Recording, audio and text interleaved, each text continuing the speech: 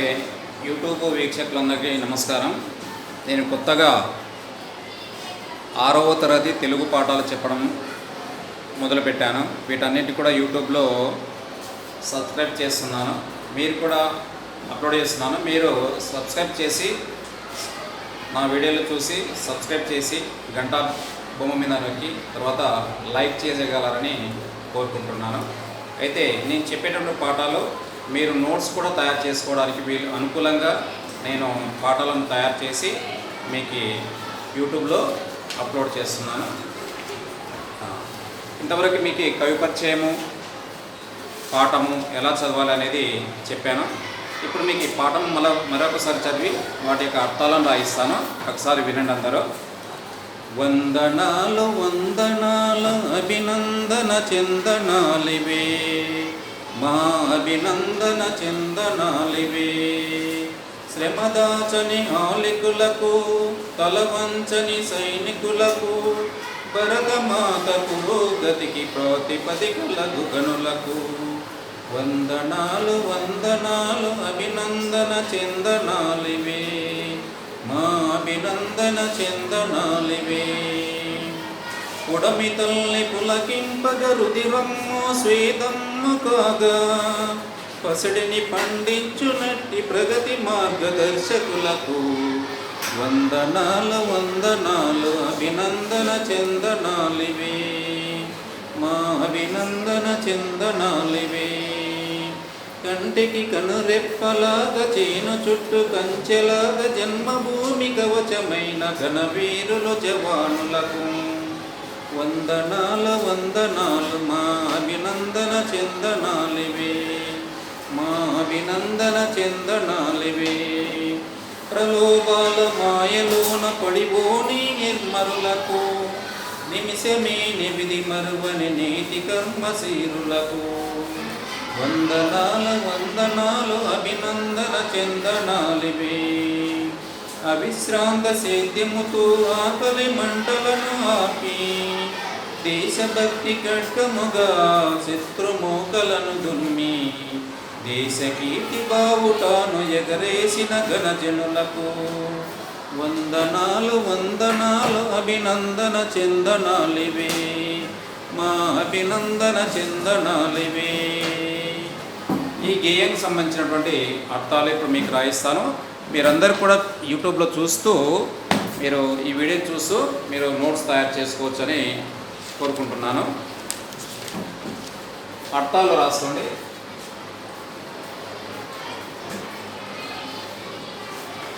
అర్థాలు,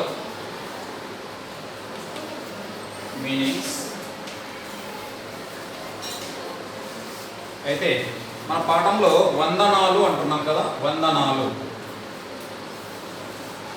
అంటే నమస్కారాలు అని.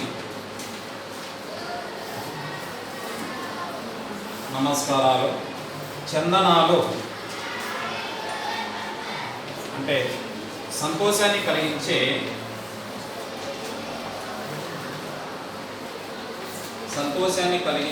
మాటలు, కలిగించే మాటలు. అభినందన. అభినందన అంటే పొగడుట, కీర్తించుట అని వస్తుంది. శ్రమ అంటే పని. హాలికులు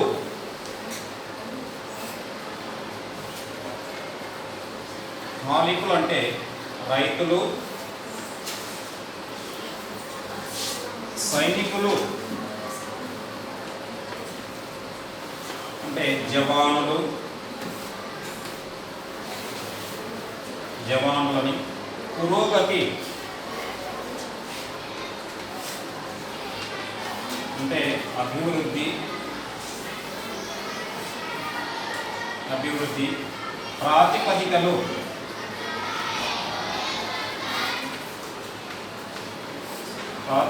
అంటే కారణములు, అదే కారకులు, కారక గనులు అంటే గొప్పవారు, గొప్పవారు ఇది కనిపిస్తుంది కదా.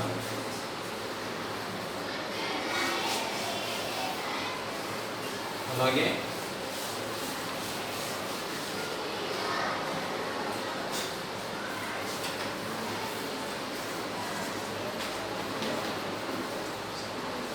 గనులు అంటే గొప్పవారు, పుడమి అంటే భూమి, నేల, పృథ్వీ,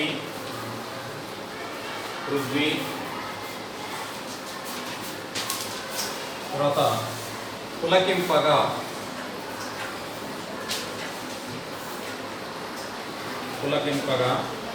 సంతోషించగా, రుధిరం అంటే రక్తం, స్వేదము అంటే చెమట, ప్రగతి, పసిడి అంటే బంగారం, సువర్ణం,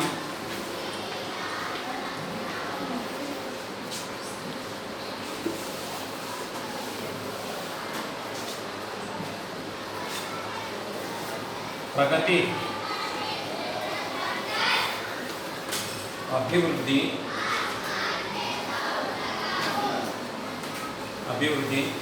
మార్గదర్శకులు,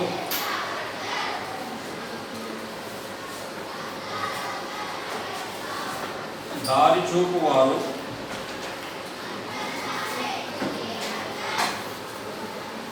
చూపువారు, జన్మభూమి,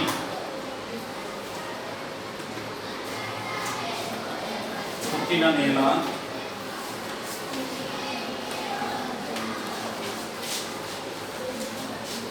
కవచము,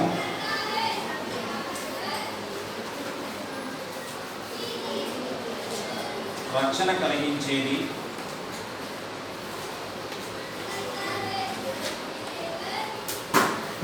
కలిగించే చొక్కా అని కూడా అనుకోవచ్చు. రక్షణ కలిగించేది.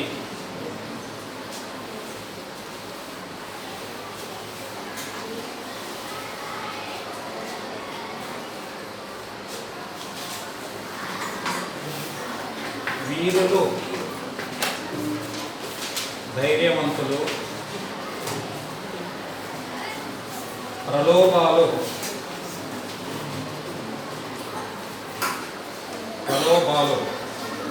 దురాశలు,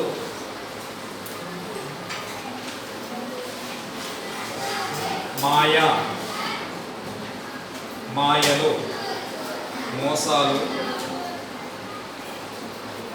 పడిపోవని,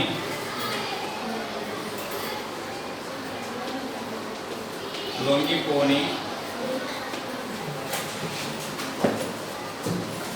నిర్మలులు,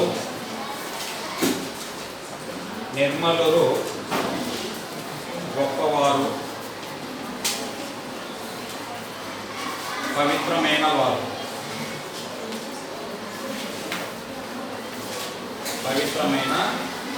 వారు, నిమిషం అంటే ఇక్కడ ఒక క్షణం అని అర్థం. నిమిషం అంటే క్షణం. విధి అంటే చేయవలసిన పని,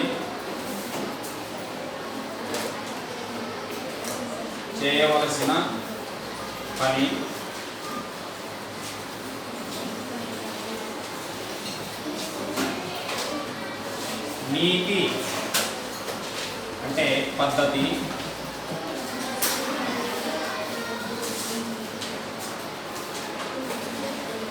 అవిశ్రాంతం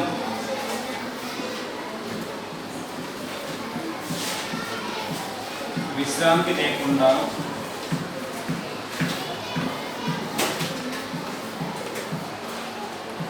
విశ్రాంతి లేకుండా సేద్యము వ్యవసాయము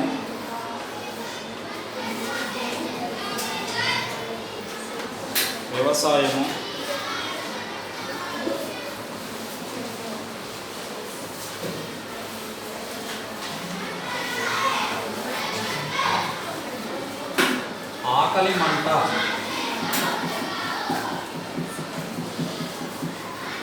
మంట అంటే ఆకలి బాధ. ఆర్పి అంటే తొలగించి లేదా పీల్చి. భక్తి అంటే ప్రేమ గౌరవము. ఖడ్గము అంటే అసి కత్తి.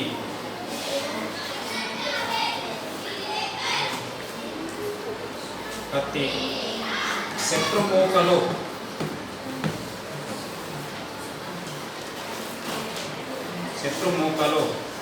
అంటే పగవారు, హాని చేయవారు.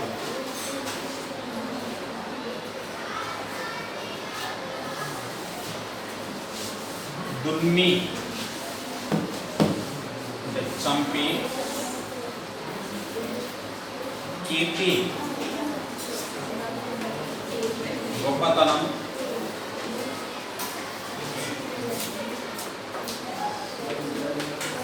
ఘనత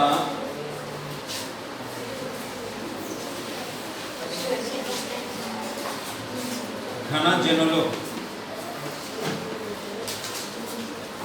అంటే గొప్ప ప్రజలు లేదా గొప్పవారు. అంటే ఇక్కడ రైతులు, సైనికులు అని అంటాం. సైనికులు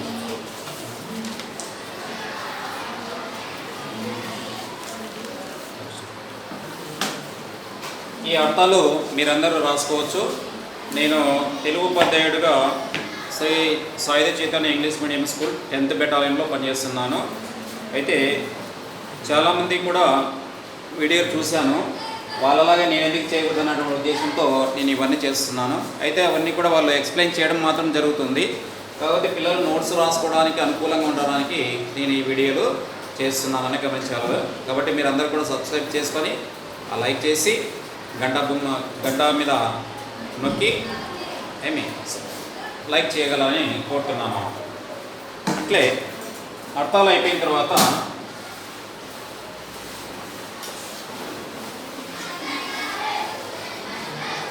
రెండవ బిట్ ఉంటుంది.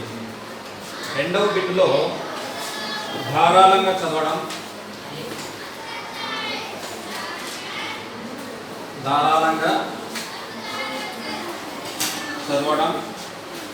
అర్థం చేసుకొని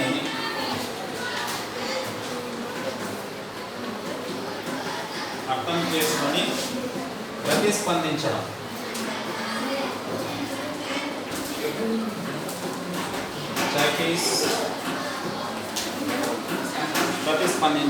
గివ్ మీ చాపీస్. దీంట్లో చూడండి, ఒక గేమ్ ఇచ్చినాడు. ఆ గేమ్ ఇచ్చి దాని నుంచి మనకు కింద కొన్ని బిట్స్ ఇచ్చినాడు, వాటిలో ఖాళీలు ఇచ్చినాడు. ఆ ఖాళీలలో పై గేయాన్ని చదివి మనము పూర్తి చేయాలన్నమాట. ఏమి ఇచ్చినాడు చూడండి. పల్లెలు మన పాలిటి కల్పతరువులు, నవభారత గృహసీమకు మన దీపాలు, మానవతకు మందిరాలు మమతల కవి పుట్టినిల్లు, మన సంపద నిలయాలు భరతమాత నయనాలు, ప్రగతికి సోపానాలు సుగతికి తార్కాణాలు, మనిషిగా బ్రతికే మనుగడ మన దీపాలు. పల్లెలు మన పాలిటి కల్పతరువులు అంటే కోరినవన్నీ ఇచ్చేటువంటి వాటిని చెట్టుని ఏమంటారు, కల్పతరువు అంటారు అన్నమాట. ఇవి నవభారత గృహసీమకు మన దీపాలు. నవభారతం అంటే కొత్త భారతదేశము అంటే అభివృద్ధి చెందినటువంటి దేశం మనకు కావాలంటే ఏవి పల్లెలే మనకు మణిదీపాలలాగా అంటే విలువైన రాళ్ళలాగా ఉంటాయన్న, అవే విలువైనటువంటి వాళ్ళు. మానవతకు మందిరాలు మమతల కవి పుట్టినిల్లు. పల్లెటూరులో ప్రేమ, అభిమానము, కరుణ అనేటువంటి గుణాలు ఎక్కువగా కలిగి ఉంటారు అన్నమాట పల్లెటూరు ప్రజలు. అందుకోసం అవి మమతలకు మందిరాల్లాగా, మమతలకు అవి పుట్టినిల్లాగా ఉంటాయి. మన సంపద నిలయాలు భరతమాత నయనాలు. నయనాలు అంటే కండ్లు. ఇక్కడ మన సంపద అంటే పల్లెటూరులోనే ఎక్కువగా పంటలు పండిస్తాం కాబట్టి, అంటే ప్రజలకు కూడు గుడ్డ అన్నీ కావాలంటే కూడా పల్లెల్లో ప్రధాన కారణం కాబట్టి అవి మనకు కండ్లలాగా ఉంటున్నాడు. కండ్లు లేకపోతే మనం ఏం చూడలేం కదా. అలాగే మన భారతదేశం అభివృద్ధి చెందాలంటే కూడా పల్లెలు సుభిక్షంగా ఉండాలి, పల్లెలు అభివృద్ధి చెందాలన్నమాట. ప్రగతికి సోపానాలు, సుగతికి తార్కాణాలు. ప్రగతి అంటే అభివృద్ధి, సోపానం అంటే మెట్లు అన్నమాట. అభివృద్ధి చెందడానికి, భారతదేశం అభివృద్ధి చెందడానికి మెట్లలాగా ఈ పల్లెటూరులో ఉపయోగపడతాయన్నమాట. సుగతి అంటే మంచి అభివృద్ధి చెందడానికి కూడా ఇవే ఉదాహరణలు అన్నమాట. మనిషి మనిషిగా బ్రతికే మనుగడ మన దీపాలు.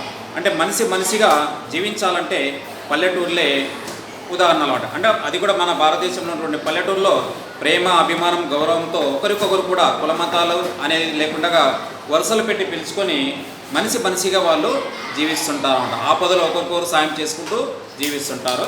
కింద కొన్ని ఉదాహరణలు, కింద కొన్ని ఖాళీలు ఇచ్చినట్టు చూడండి. ఆ ఖాళీ లోపల మనం ఏం రాయాలో చూడండి. భరతమాతకు నయనాలు. ఫస్ట్ వన్ చూడండి, ఒకటోది. అంటే ఇక్కడ రాయడానికి కొద్దిగా టైం అవుతుంది కాబట్టి నేను ఒక ఖాళీలో రాసేది మాత్రమే రాస్తున్నాను చూడండి. ఫస్ట్ వన్ ఏమిటంటే భరతమాతకు నయనాలు. అంటే భరతమాతకు నయనాలు ఏమి? మన పల్లెలో ఉన్నటువంటి సంపదలు కాబట్టి ఇక్కడ మన సంపదలు రాయాలన్నమాట. తర్వాత పల్లెలు నవభారత గృహసీమకు మణి దీపాలు. మణి దీపాలు అంటే మణిలాగా వెలుగుని విరజిమ్ముతుంటాయన్నమాట, మణి దీపాలు. తర్వాత ఈ అనేది చూడండి, ప్రగతికి సోపానాలు. అంటే సోపానాలు అనే వాక్యం లోపల సోపానాలు అంటే మెట్లు అని అర్థం. సోపానాలు అంటే మెట్లు అనే అర్థం వస్తుంది. నివాసము అనే అర్థం వచ్చేటువంటి పదాలు ఏవి అన్నాడు. ఈ చూడండి, నివాసం అనే దానికి అర్థం వచ్చేటువంటి పదాలు ఏమున్నాయి? గృహసీమ, గృహసీమ అనేది. తర్వాత మందిరాలు,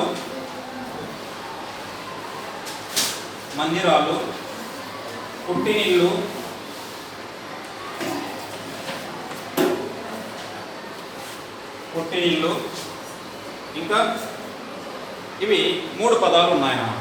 దేని లోపల? రెండవ బిట్ లోపల ధారాళంగా చదవడం, అర్థం చేసుకొని ప్రతిస్పందించడంలో ఆ వాక్యాలలో ఇచ్చినటువంటి ఖాళీలలో వీటిని మనం ఫిలప్ చేసుకోవాలి. తర్వాత థర్డ్ బిట్లో స్వీయ రచన ఉంటుంది. వాటిని విద్యార్థులు సొంతంగా పాఠాన్ని అర్థం చేసుకుని సొంతంగా రాయాల్సి ఉంటుంది కాబట్టి ఇక్కడ ప్రశ్న జవాబు రాయడానికి వీలు కాదు కాబట్టి ఇవ్వడం లేదు. తర్వాత ఫిఫ్త్ బిట్లో చూడండి, నువ్వు దాంతో ఆట పెడితే ఎట్లా? ఇప్పుడు 5వ బిట్ చెప్తున్నాను చూడండి.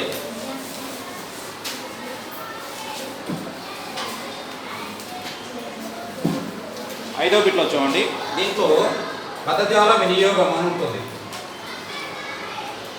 పదజాల వినియోగం అంటే ఇచ్చినటువంటి పదాలను ఉపయోగించి మనము వాక్యం రాయడం కానీ, లేకపోతే వాటి యొక్క అర్థాలు రాయడం కానీ, నానార్థాలు రాయడం కానీ, ప్రతిపదార్థాలు రాయడం కానీ జరుగుతుంటుంది. ఇక్కడ మనకి అదే అర్థం వచ్చేటువంటి, అంటే కొన్ని పదాలు ఇచ్చాడు, ఒక వాక్యంలో అర్థం గీత గీశాడు, దాని యొక్క అర్థాన్ని మనం రాయాలి. దీనిలో చూడండి, గీత గీసిన వాక్యాలు, కింది వాక్యాలలో గీత గీసిన పదాలకు అదే అర్థం వచ్చే పదాలను ఖాళీలలో రాయండి అన్నాడు. స్వాతంత్రోద్యమంలో ఎందరో వీరులు తమ రుధిరం చిందించారు. ఏం చిందించారు? రుధిరం. రుధిరం అంటే ఏంటి? రక్తము అని అర్థము. రుధిరం అంటే రక్తము. పసిడి ఆభరణాలకు విలువ ఎక్కువ అన్నాడు. ఇది ఆ. పసిడి అన్నాడు అక్కడ. పసిడి కింద గీత గీశాడు. పసిడి అంటే అర్థమేంటి? బంగారం, తర్వాత సువర్ణం, ఇంకా కనకం అని కూడా అంటారు. కనకం అని కూడా అంటారు. తర్వాత ఈ బిట్టు చూడండి, వర్షం పడగానే హాలికులు ఏం చేస్తారు? పొలాలు దున్నుతారు కదా. ఇక్కడ హాలికులు అంటే రైతులు. ఇంకా నాలుగవది, కార్మికులు తమ స్వేదం చిందించి కర్మాగారాలలో వస్తువులను తయారు చేస్తారు. స్వేదం అంటే చెమట. స్వేదం అంటే చెమట అని ఉంటుంది. తర్వాత రెండవ బిట్లో వీటిని అందరూ కూడా మీరు రాసుకోవచ్చు. ఈ ఐదవ బిట్లోనే పదజాల వినియోగంలోనే తర్వాత రెండవ బిట్ ఉంటుంది. దాంట్లో చూడండి ఒక వాక్యం ఉంటుంది. ఆ వాక్యంలో ఒకే అర్థం వచ్చేటువంటి పదాలు ఉంటాయి. అంటే వాటిని పర్యాయ పదాలు అంటారన్నమాట. ఏమంటారు? పర్యాయ పదాలు అంటారు. ఆ పర్యాయ పదాల కింద మనం గీత గీయాలి. చూడండి, భారతదేశానికి రైతు వెన్నెముక, కర్షకుడు కష్టపడి పంట పండిస్తేనే ప్రజల ఆకలి తీరుతుంది, హాలికుల శ్రమకు దేశం రుణపడి ఉంటుంది. మనం ఇక్కడ పదే వచ్చినటువంటి పదాలు ఏంటివి? ఒకే అర్థం వచ్చినటువంటి పదాలు రైతు, కర్షకుడు, ఇంకెవరు వచ్చినారు? హాలికుల.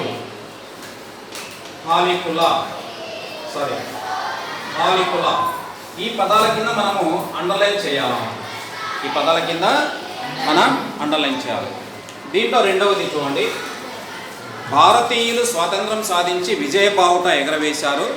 నాటి నుండి జాతీయ పండుగలకు పతాకాన్ని ఎగరవేసి ఆ జెండాకు వందనం చేస్తున్నారు. దీంట్లో చూడండి ఒకే అర్థం వచ్చినటువంటి పదాలు పదే వచ్చాయి. అవి ఏంటో చూడండి. ఇక్కడ బావుట, తర్వాత పతాకాన్ని, తర్వాత జెండా. ఈ పదాల కింద మనము ఆ వాక్యం లోపల అండర్లైన్ చేయాల్సి ఉంటుంది. ఇంకొక వాక్యం కూడా ఇచ్చినాడు. పూర్వకాలంలో రాజులు ఖడ్గం ధరించేవారు, అంటే పెద్ద కత్తిని ధరించేటువంటి వారు అన్నమాట. అసికి పదును పెట్టి యుద్ధ రంగంలోకి వెళ్ళేవారు, ఆ కత్తితోనే యుద్ధం చేసేవారు. దీంట్లో ఒకే అర్థం వచ్చినటువంటి పదే వచ్చినటువంటి పదాలు ఏవి? ఖడ్గం, తర్వాత అసి, తర్వాత కత్తి. ఈ పదాల కింద మనం అండర్లైన్ చేయాలన్నమాట. వాక్యాల లోపల ఏ విధంగా ఉంటాయి. ఈ రోజుకి ఇది. కాబట్టి అందరూ కూడా చూసినటువంటి యూట్యూబర్స్ అందరు కూడా మీరు నా వీడియోలను కూడా సబ్స్క్రైబ్ చేసుకొని మీరు గంట బెల్ మీద నొక్కి తర్వాత లైక్ కూడా చేయడం మర్చిపోకండి. తప్పనిసరి ఏదైనా ఉంటే మీ కామెంట్ లోపల తెలియచేయండి. తర్వాత వాటి లోపల సరి చేసుకొని ఇంకా స్పష్టంగా వచ్చేటట్లుగా మీకు అందిస్తాను.